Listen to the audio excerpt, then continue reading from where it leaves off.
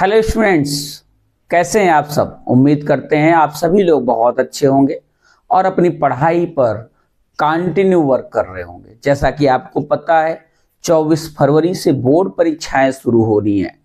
तो क्या आपने चेक किया कि आपकी तैयारी कितनी हो चुकी है। लगभग 30 दिन बचे हुए हैं और 30 दिन में और अच्छा अपनी तैयारी को कैसे फाइनल टच दें, आइए उस पर बात करते हैं।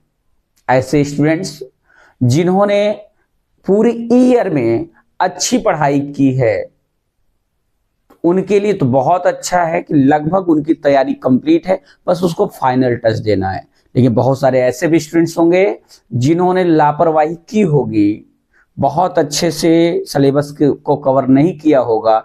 ऐसे स्टूडेंट्स भी थोड़ा सा 1 महीने और अच्छा प्रयास करके ज्यादा से ज्यादा मार्क्स कैसे प्राप्त कर सकते हैं, आज इसी पे हम लोग बात करने वाले हैं।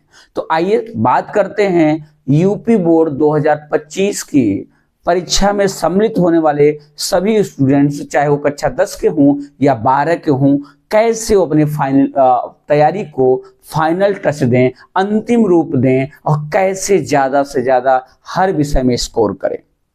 जैसा कि आप जान रहे हैं कि 24 फरवरी से आपका एग्जाम है, तो ज्यादातर स्टूडेंट्स जैसे हाई स्कूल वाले हैं तो उनका सब्जेक्ट है हिंदी है, सोशल साइंस है, इंग्लिश है, मैथ्स है, कुछ लोग कॉमर्स हैं, कुछ संस्कृत, कुछ कंप्यूटर, कुछ लोग एग्रीकल्चर, ये सब्जेक्ट है। 12 वाले बच्चे हैं तो पीसीएम है, पीसीबी है, फिजिक्स केमिस्ट्री मैथ्स है, पीसीबी फिजिक्स केमिस्ट्री बायोलॉजी है। कॉमर्स के स्टूडेंट्स हैं, मानविकी वर्ग के स्टूडेंट्स हैं, history, geography, economics, civics, politics, इस तरह के सब्जेक्ट पढ़ते हैं। पॉलिटिक्स है नहीं, सिविक्स, इकोनॉमिक्स, तो इस तरह के सब्जेक्ट पढ़ रहे हैं। तो ज्यादा से ज्यादा कैसे मार्क्स गेट करें उसी पे बात करने वाले। जो आपके पास 1 महीने आखिरी बचे हैं उसमें एक बात समझ लें, बहुत सारे बच्चों को इस एज ग्रुप में जाकर के आपके इतना कितनी इंपॉर्टेंस होती है हाई स्कूल और इंटर के एग्जाम मार्क्स की वैल्यू, ये अभी जाके नहीं समझ में आता। आने वाले समय में आप उसकी मेरिट को समझ पाते हैं। अभी आप जब 12 के बाद किसी कॉलेज में एडमिशन, अच्छे कॉलेज में जाएंगे तो पता चलेगा कि उसकी मेरिट ही 98 99 गई है। ऐसे टॉप के कॉलेज में आपको एडमिशन लेना है तो आपका मार्क्स अच्छा होना चाहिए। मार्क्स अच्छे तब होंगे जब आप अच्छी पढ़ाई करेंगे। तो ये बात करते हैं कि कैसे आप ज्यादा से ज्यादा तो क्या करें, अंतिम 30 दिनों में पढ़ाई करके टॉपर कैसे बने, टॉप लिस्ट में कैसे आए, कैसे अपने जिले की, अपने प्रदेश की मेरिट में आए, कैसे स्कूल को टॉप करें, कैसे अपने एरिया को टॉप करें, अब उस पर बात करने वाले हैं। तो सबसे पहले देखिए क्या करा है कि अपने लक्ष्य को निर्धारित करें। प्रत्येक स्टूडेंट को पता है, सभी स्टूडेंट्स को पता है कि उसकी वो कहाँ पे है, उसको अपनी तैयारी कितनी है, कहाँ तक जा सकती है, उसको अच्छे से पता है। एक स्टूडेंट को पता है कि उसके किस सब्जेक्ट में क्या पकड़ है, ये उस स्टूडेंट से ज्यादा कोई और नहीं जानता है। ईमानदारी से अपने आप से पूछिए कि आप कहाँ तक जाना चाहते हैं, आपको कितने % तक की उम्मीद है, अभी आपको चाहिए कितना, कितनी उम्मीद है, कितना वर्क कर रहे हैं। अगर ईमानदारी से अगर आप चाहते हैं आप 95 प्लस जाना, 90 प्लस जाना, 85 प्लस जाना, तो उसी हिसाब से आपको वर्क करना पड़ेगा। ये आपको पता होना चाहिए कि आपका लेवल क्या है ना। तो सबसे पहले अपने लक्ष्य निर्धारित करें। परीक्षा में टॉप अप बनने के लिए अपने लक्ष्य को एकदम निर्धारित कर लें। गोल आपका कंफर्म होना चाहिए कि आपको वास्तव में क्या करना है, कितने आपको रिजल्ट को लेकर के जाना है। पहला काम इतना कि हमको इतने % के लिए तैयारी करनी है, हमको 93 जाना है, हमको 95 जाना है, हमको 90 जाना है। और ऐसा नहीं कि मुझे 100 जाना है, तो इसका मतलब नहीं है आपकी आप अपना लक्ष्य को जांचें, अपनी क्वालिटी को जानें और उसके अकॉर्डिंग लक्ष्य को निर्धारित करें। दूसरी बात है अपनी तैयारी की समीक्षा करें, अब तक की तैयारी की समीक्षा करें और कमजोर क्षेत्रों को पहचानें। सबसे इंपॉर्टेंट चीज है, हमने शुरुआत में ही बताया कि आपने अभी तक कितनी तैयारी की है और किस सब्जेक्ट में या किस टॉपिक में आपको कठिनाई हो रही है। इस बात को जरूर नोट करें, पॉइंट करें कि आपका कौन सा सब्जेक्ट ऐसा है जिसमें भी आपको दिक्कत हो रही है, कौन से टॉपिक में, किस सब्जेक्ट के कौन से टॉपिक में आपको समस्या हो रही है। प्रीवियस ईयर क्वेश्चन पेपर देख करके आप डिसाइड कर सकते हैं ये वाला टॉपिक इंपॉर्टेंट है, आपको दिक्कत है तो उस पर काम करना आपको चाहिए।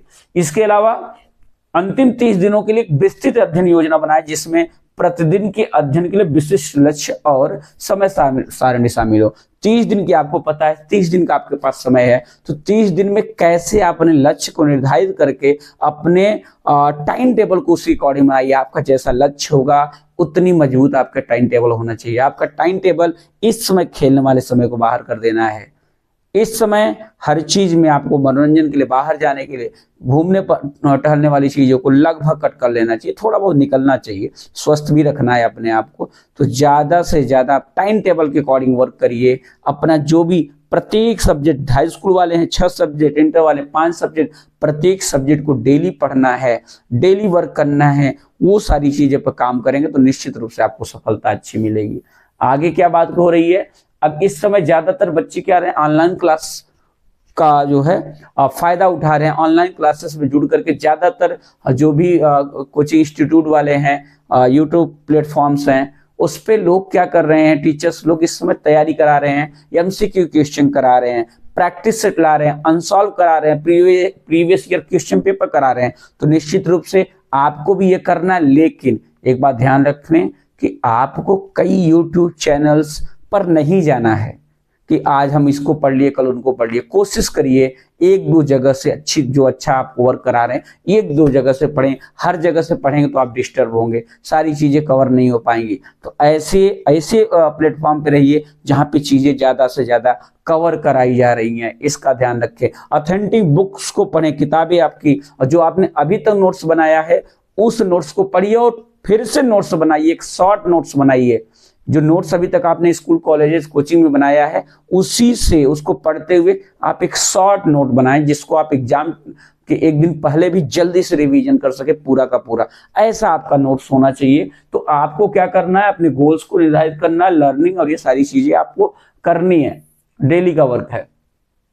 कैसे आप स्टडी कैसे करें, वो क्या होना चाहिए, एक समय में एक ही विषय पर ध्यान केंद्रित करें। क्या कहा जा रहा है, एक समय पर एक ही विषय पर आपको ध्यान केंद्रित करना है। ऐसा नहीं कि आप कई सब्जेक्ट पर आप अगर एक साथ ध्यान केंद्रित करेंगे तो हो सकता है आप डिस्टर्ब हो जाएं। इसलिए एक समय में एक ही विषय पर ध्यान दें और उस पर पूरा ध्यान दें। एक सब्जेक्ट को पढ़ें, उसी सब्जेक्ट पर फोकस करें एक टाइम में। वन टाइम में आपको एक काम करना है, उसी पर फोकस करना है। अगर आप मैथ सॉल्व कर रहे हो तो मैथ पर पूरा फोकस रहे। ऐसा ना हो कि बीच में आपको हिंदी में माइंड में चल रहा है, अरे वो भी पढ़ना है, उसको हटाइए। हिंदी पढ़िए तो फिर मनोरंजन के साथ हिंदी को पढ़िए, इंग्लिश पढ़ रहे तो इंग्लिश को देखिए। मतलब एक टाइम में एक सब्जेक्ट को पढ़िए, लेकिन डेली सारा सब्जेक्ट पढ़िए, ध्यान रखिए।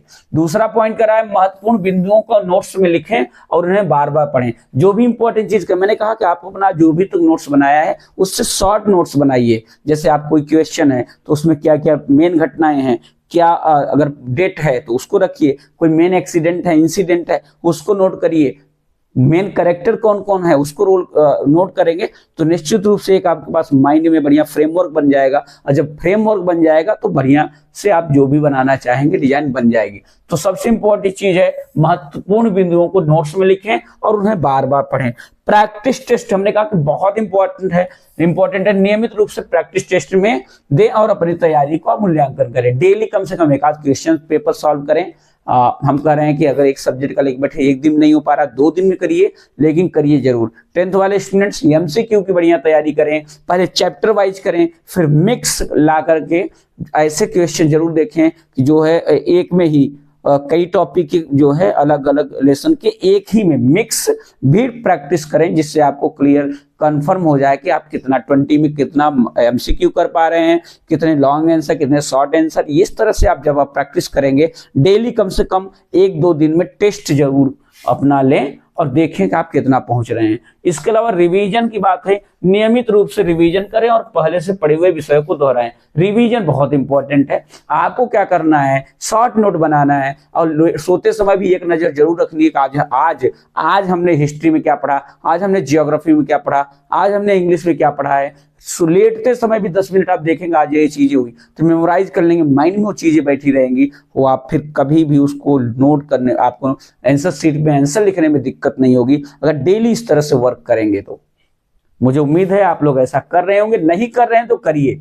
अगर ऐसा करेंगे तो निश्चित रूप से आपको बेनिफिट मिलेगा। ऐसे स्टूडेंट्स जिनकी तैयारी बहुत अच्छी नहीं है, अभी भी समय है, बहुत लेंदी सिलेबस नहीं कि आपको किया जा सकता है। इंपॉर्टेंट चीजों को लेकर के चलें, जो प्रीवियस ईयर क्वेश्चन पेपर में आए हैं उनको ध्यान रख करके उसको अगर सॉल्व करेंगे तो निश्चित रूप से अच्छा करेंगे।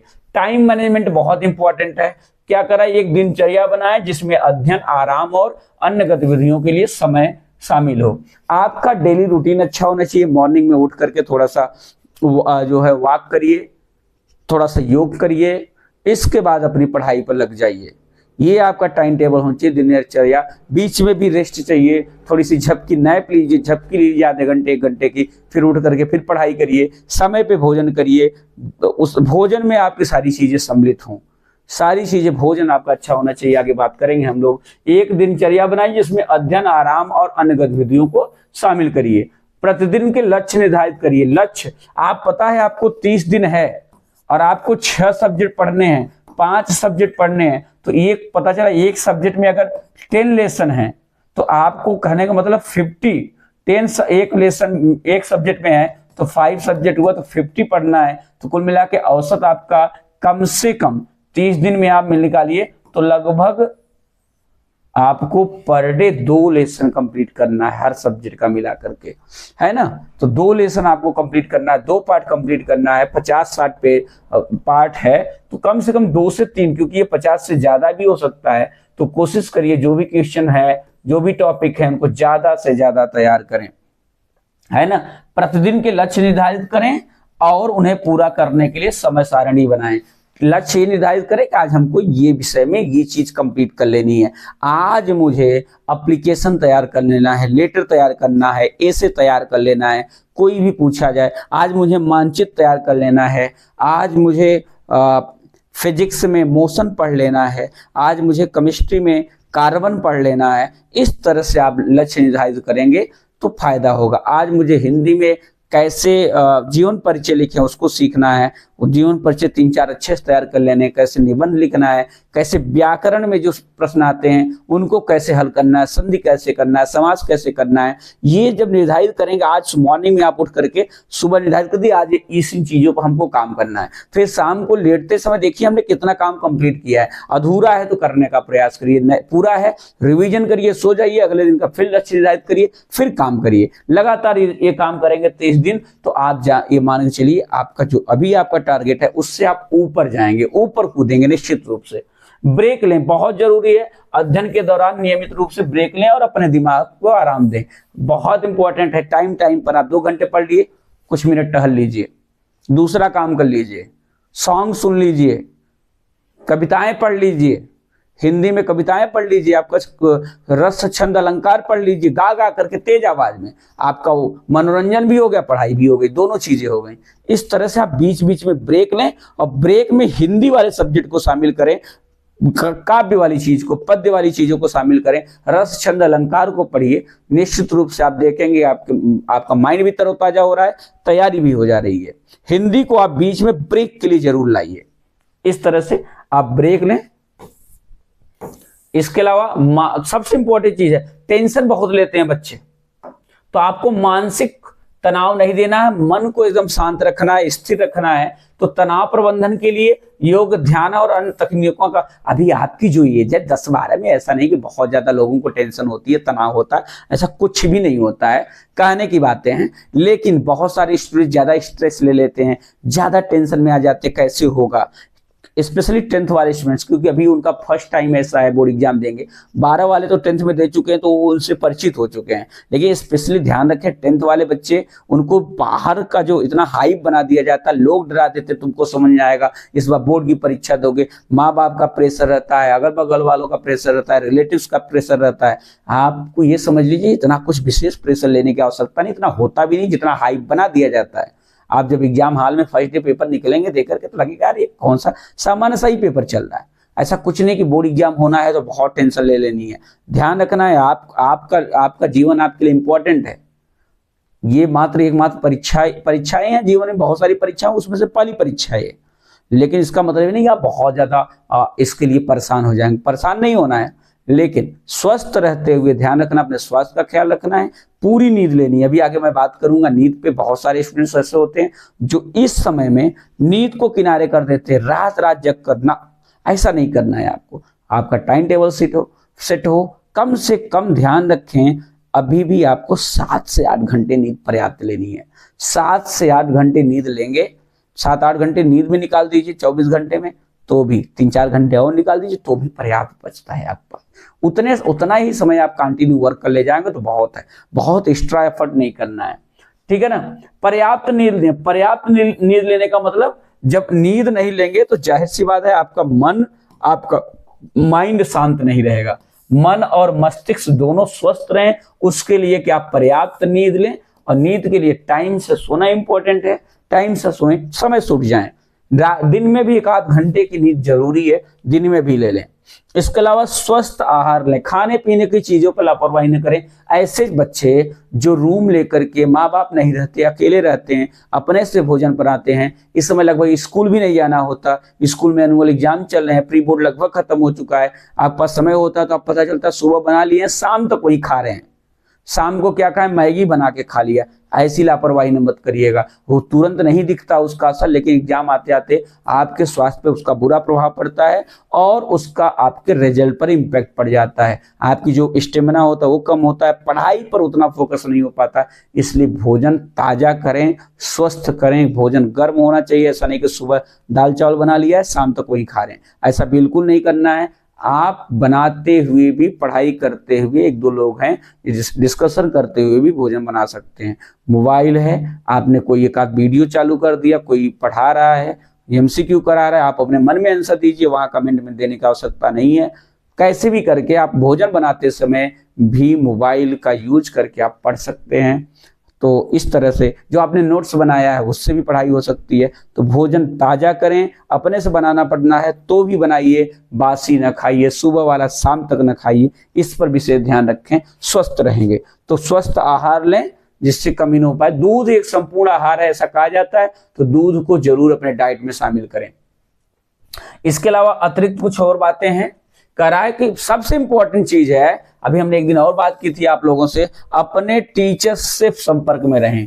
टीचर्स से संपर्क, आप क्या करिए, जो पढ़ रहे हैं उसका नोट्स बनाइए, उसको लिखिए, लिख करके कोशिश से करिए कि बढ़िया, जैसे आपको आंसर शीट पर लिखना है, लॉन्ग वाली कॉपी ले लीजिए, मार्केट में मिलती है, उस पर क्वेश्चन आंसर कैसे लिखना है उसको लिखिए, अपने टीचर को दिखाइए। प्रीवियस ईयर क्वेश्चन पेपर जो भी आपके पास बुक है, मॉडल पेपर हैं, उनको सॉल्व करके अपने टीचर को दिखाइए, सब्जेक्ट टीचर को दिखाइए और उससे उनसे पूछिए, गाइड वो आपको करेंगे कि कहाँ आपकी कमियां हैं, कहाँ आपको हैंडराइटिंग पे वर्क करना है, कहाँ शब्दों को कैसे लिखना है, कितनी कॉपी को सजावट करनी है, कितना आपको जगह छोड़नी है, कहाँ छोड़नी है। ये टीचर आपको, जो ऐसे टीचर जो कई वर्षों से मूल्यांकन कार्य कर रहे हैं, उनको आप दिखाएंगे तो वो आपको सही डायरेक्शन देंगे। तो भले स्कूल बंद है, समय समय पर विद्यालय जाइए, अपने टीचर, सब्जेक्ट टीचर से मिलिए, उनको अपने नोट्स दिखाइए, कॉपी दिखाइए, आपने जो previous year question paper solve किए उसको दिखाइए, उनसे राय लीजिए, सर और ज्यादा अच्छा क्या हो सकता है,